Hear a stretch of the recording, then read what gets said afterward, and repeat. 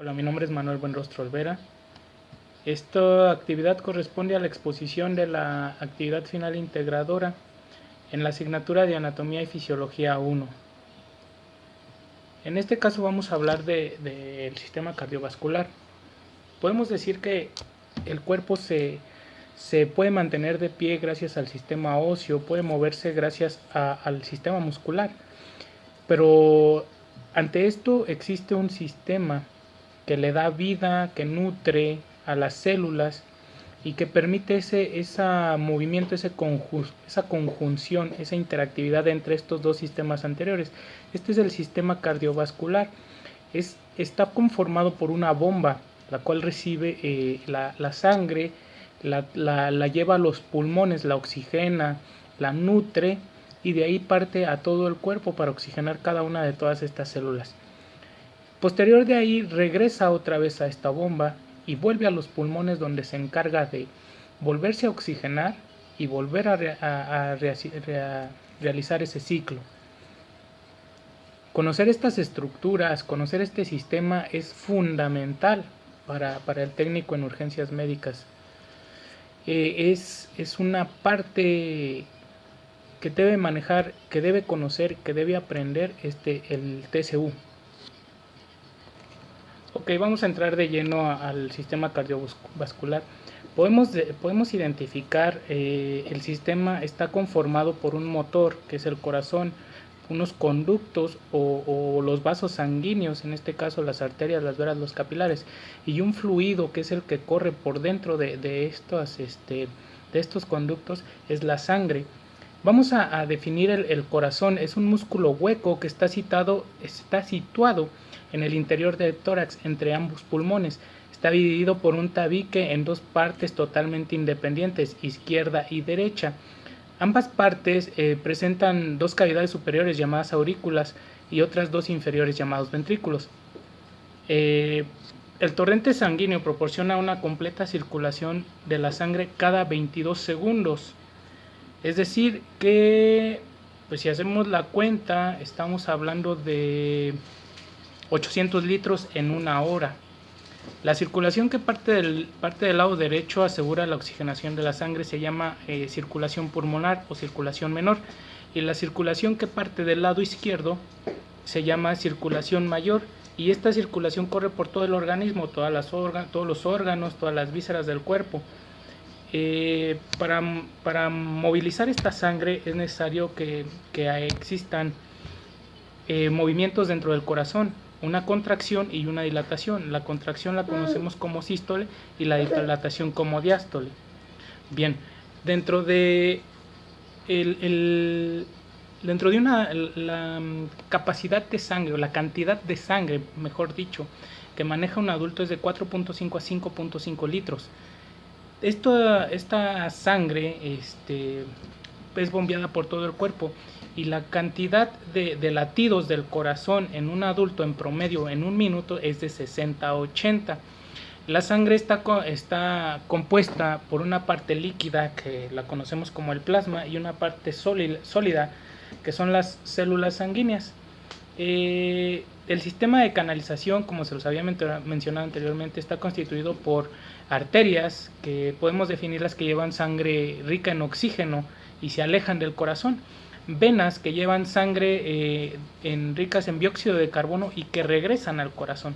Capilares, en ellos se realiza el intercambio entre la sangre y las células. La sangre no siempre se encuentra concentrada en iguales cantidades, ello depende de las actividades que se estén realizando. Bien, como les había comentado anteriormente, el corazón se divide en 4 partes, 2 aurículas, 2 ventrículos, izquierdo y derecho en cada caso. Pero el corazón está conformado por varias capas. En este caso es el pericardio. El pericardio es una membrana externa que recubre a todo el corazón y se divide en pericardio fibroso y pericardio seroso.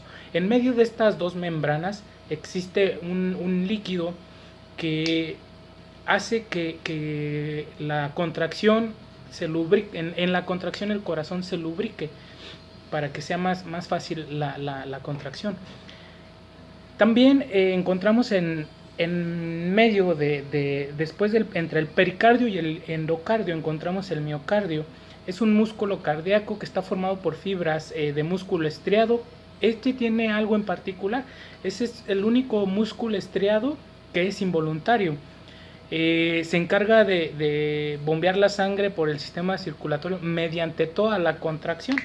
Es el que se encarga de hacer la contracción. Más adelante vamos a ver en qué relación tiene el miocardio y la acción de la contracción. Por último, en la parte más interna del corazón tenemos el endocardio. Es una membrana que tapiza interiormente las cavidades cardíacas y forma el revestimiento interno de las aurículas y los ventrículos. Bien, como les comentaba, aquí podemos identificar, este es un trabajo que hicimos durante la asignatura. Podemos dividir el corazón: aurícula derecha, ventrículo derecho, aurícula izquierda, ventrículo izquierdo. ¿Sí? Vamos a ubicarnos en este modelo. Podemos ver que las venas cavas, en este caso está en azul, y vena cava superior y vena cava inferior, se conectan directamente a la aurícula derecha.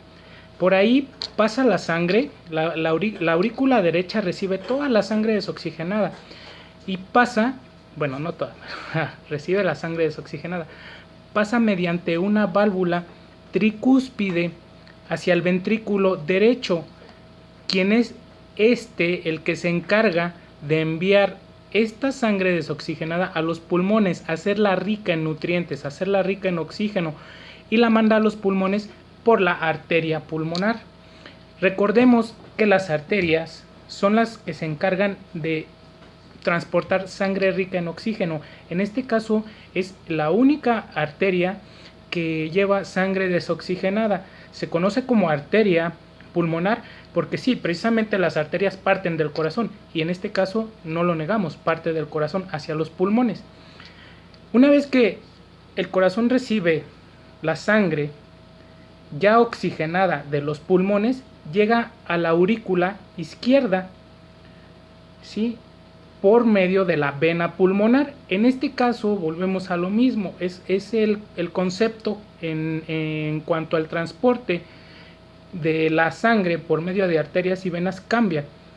De la aurícula izquierda pasa por una válvula bicúspide o la válvula mitral hacia el ventrículo izquierdo, y de aquí del ventrículo izquierdo pasa por una válvula semilunar hacia la arteria aorta, y de la arteria aorta vienen las ramificaciones para realizar la circulación mayor. Y bueno, pues de aquí se empieza a trabajar con otra vez llenar la aurícula derecha para iniciar otra vez otro ciclo para volver a oxigenar esta sangre. Bien, vamos a hablar un poquito más de las estructuras valvulares. Las auriculoventriculares, estas válvulas son conocidas como la mitral, que comunica a la aurícula izquierda, con el ventrículo izquierdo. Y la válvula tricúspide, en este caso, aquí la estoy señalando, la válvula tricúspide hace una función como una llave de paso entre la aurícula derecha y el ventrículo derecho. Están ancladas a las paredes de los ventrículos por los condones tendinosos. Aquí lo podemos ver, son como unas tiritas que salen de la válvula tricúspide. Los cuales se encuentran unidos a los músculos papilares, que impiden que las valvas que forman las válvulas se inviertan y provoquen un prolapso, es decir, que la circulación vaya en sentido contrario. En este caso, las válvulas auriculoventriculares permiten la circulación de la sangre de las aurículas a los ventrículos, y a su vez, como se los mencionaba, impide el retorno del flujo. Las válvulas semilunares se encuentran en la salida de los ventrículos hacia la aorta y hacia la arteria pulmonar. Están formadas por 3 hojuelas, las cuales son móviles y están unidas por debajo y semicircularmente a la raíz de la aorta o de la arteria pulmonar. Permite que el flujo de la sangre del ventrículo derecho a la arteria pulmonar fluya de manera correcta, y del ventrículo izquierdo a la aorta sea también fluida de una manera correcta. Perfecto. Ahora vamos a hablar del sistema de conducción. El sistema de conducción son fibras musculares que se encargan de originar y transmitir el latido cardíaco. Estas fibras se encuentran en medio de las fibras musculares del miocardio. Anteriormente les hablaba que teníamos que tener en cuenta la relación entre el miocardio y unas fibras musculares para realizar la contracción. Aquí es donde está el punto medular en este sistema de conducción. Se trata de que son fibras que están dentro del miocardio y son las que se encargan de hacer la contracción.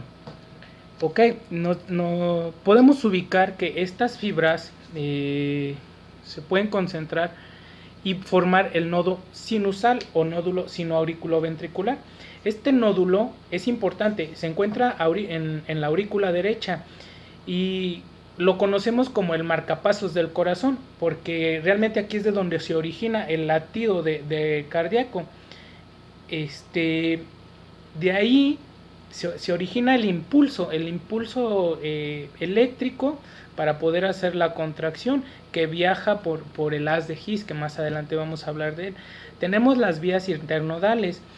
Estas se encuentran entre el nódulo sinoauriculoventricular o nódulo sinusal y el siguiente nódulo, que es el auriculoventricular. La función de estas vías internodales es conducir el impulso a una velocidad mayor que sería conducido por las propias fibras auriculares hacia el nódulo auriculoventricular. Este nódulo se encuentra en la aurícula derecha, cerca de la válvula tricúspide. Mide de 3 a 5 milímetros de longitud y todas las fibras su característica es que son delgadas, no poseen una cubierta de mielina, por lo que conducen a una velocidad más o menos de 5 centímetros por segundo. El objetivo de este nódulo, junto con las fibras, es conseguir que el impulso nervioso sufra un retardo en su paso de las aurículas a ventrículos antes de ingresar a las de His. Perfecto. En general podemos decir que la función del nódulo auriculoventricular es generar el impulso eléctrico para contraer los ventrículos. Estamos tocando ya el tema de los impulsos que recibe el corazón, de los nódulos y por dónde viaja. Ya hablamos del nódulo sinusal y el nódulo auriculoventricular. Ya hablamos de las fibras, pero después del nódulo auriculoventricular, ¿por dónde pasa ese impulso eléctrico, ese impulso nervioso para poder hacer la contracción? Pues pasa por el haz de His. Este se ubica entre las aurículas y los ventrículos. La característica es que 1/3 de su longitud es intraauricular y 2/3 restantes son intraventriculares, es decir, la mayor parte está en los ventrículos, expandiéndose sobre una superficie izquierda del tabique intraventricular en su extremidad distal, y se divide en rama izquierda y rama derecha, o las llamadas ramas de Purkinje. Prácticamente su función consiste que es la vía de conducción del impulso entre aurículas y ventrículos. Vamos a definir la rama derecha y la rama izquierda del haz de His. Estas ramas recorren la superficie endocardíaca en dirección del ápex de los ventrículos y luego se reflejan hacia arriba y atrás hasta cerca del borde posterior de los anillos fibrosos interventriculares. Prácticamente su función de estas ramas es conducir el impulso eléctrico. De ahí, después de los anillos fibrosos interventriculares, se dividen las fibras Purkinje.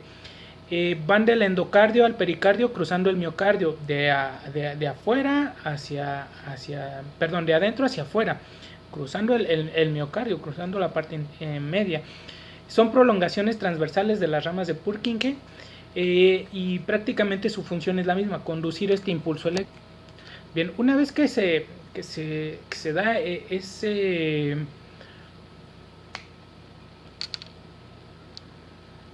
Una vez que, como les comentaba, se da ese impulso, el corazón es lo que hace que se contraiga y se relaje.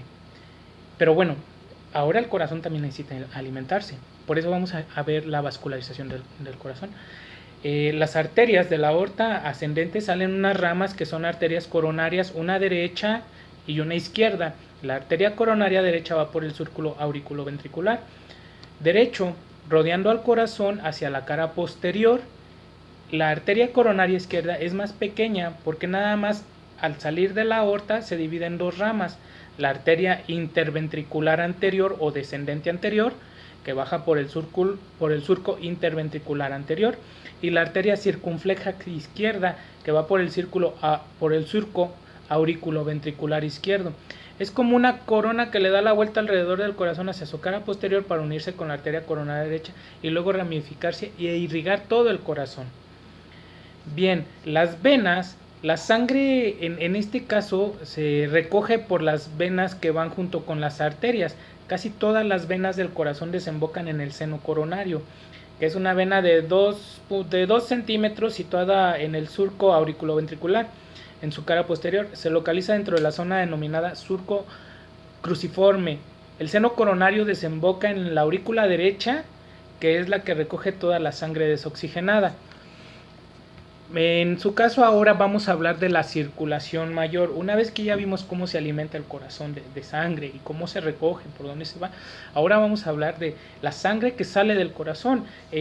Definimos la circulación mayor como el flujo sanguíneo que parte de la cavidad ventricular izquierda del corazón y sigue un trayecto hacia todo el organismo, iniciando por la arteria aorta, para llevar la cantidad de nutrientes suficientes para el desarrollo de la vida.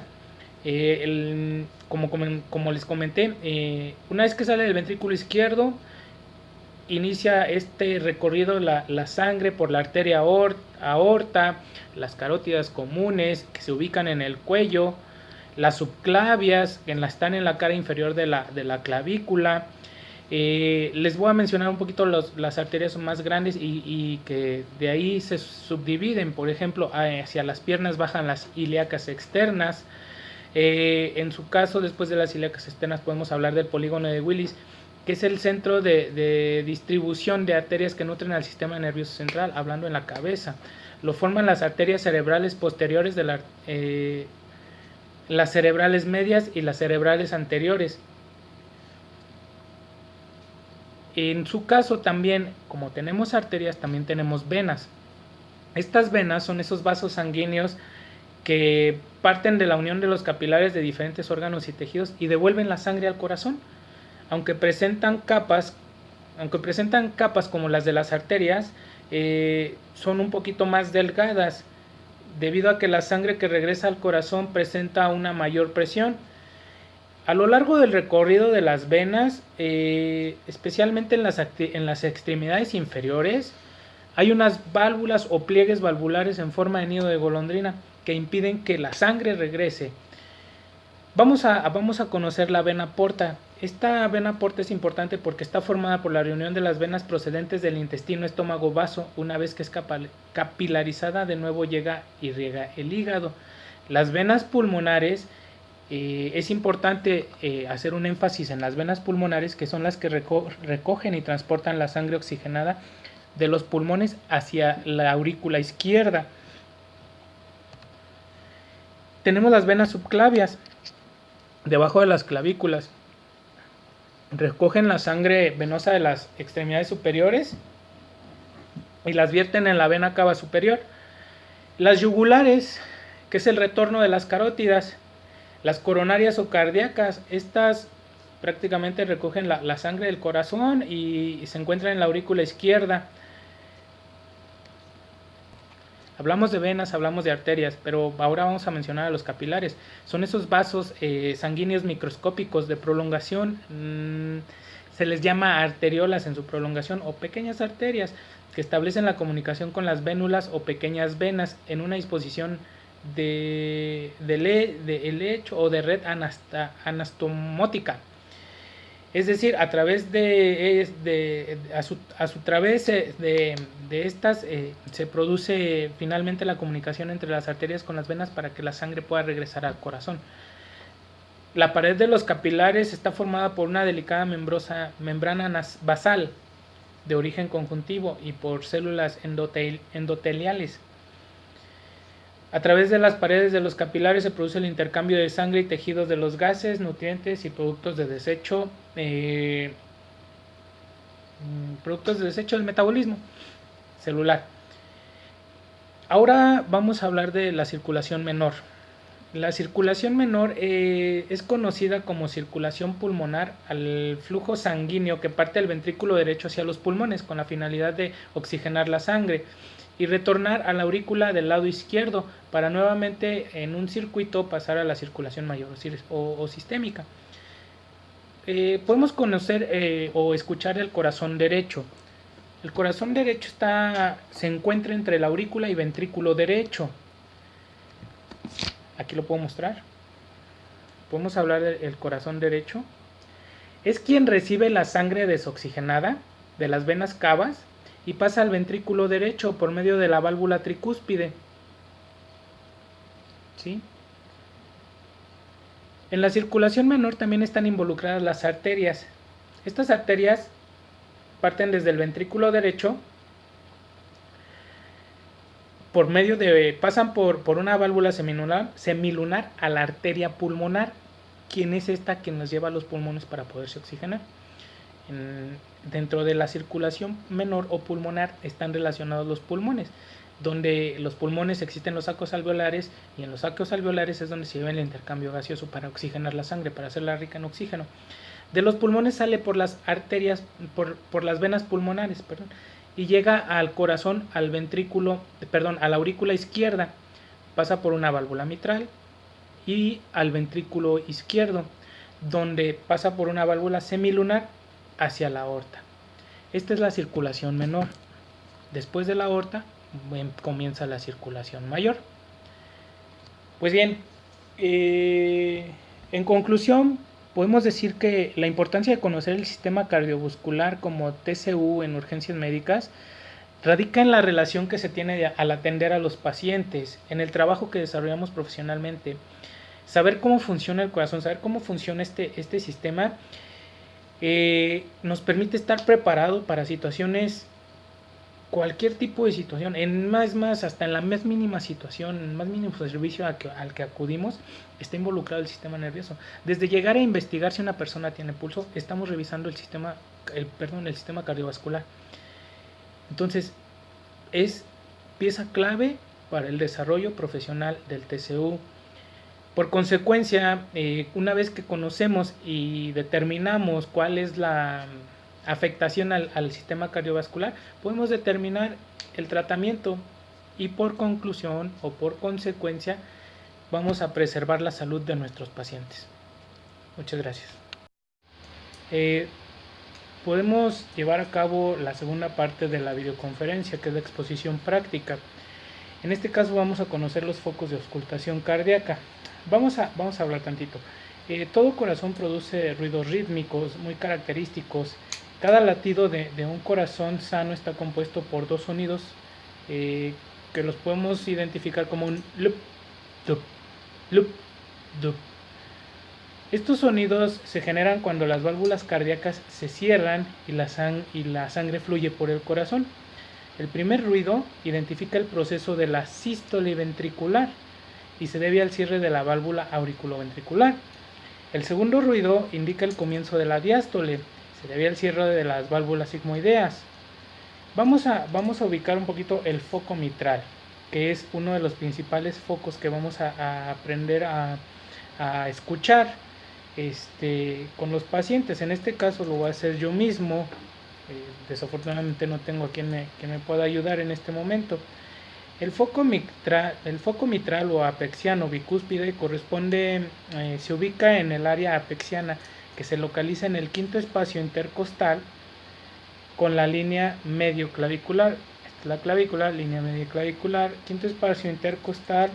Ponemos el estetoscopio.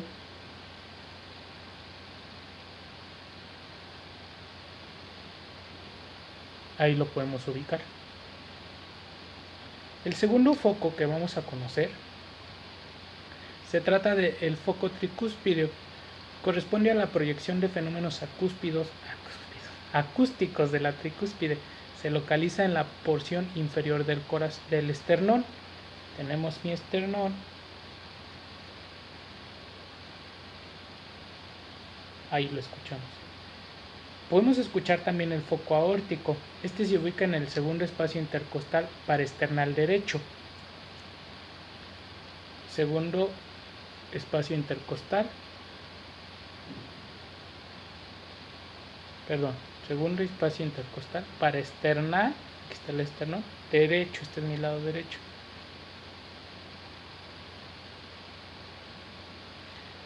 Perfecto. Aquí lo voy a citar. Por último, otro de los focos más conocidos es el foco pulmonar. Se ubica en el segundo espacio intercostal paraesternal izquierdo. Mi lado izquierdo. Segundo espacio intercostal paraesternal, esternón, paraesternal izquierdo. Ahí lo tenemos.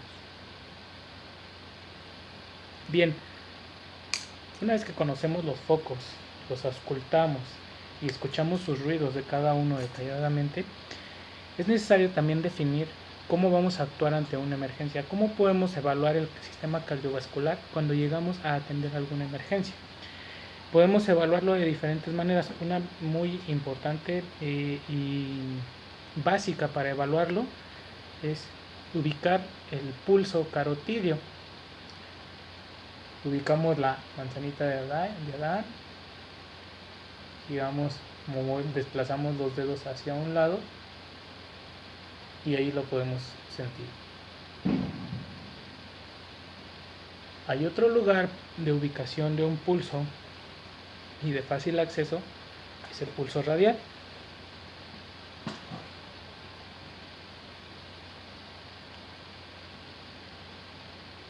Aquí, ahí lo podemos sentir.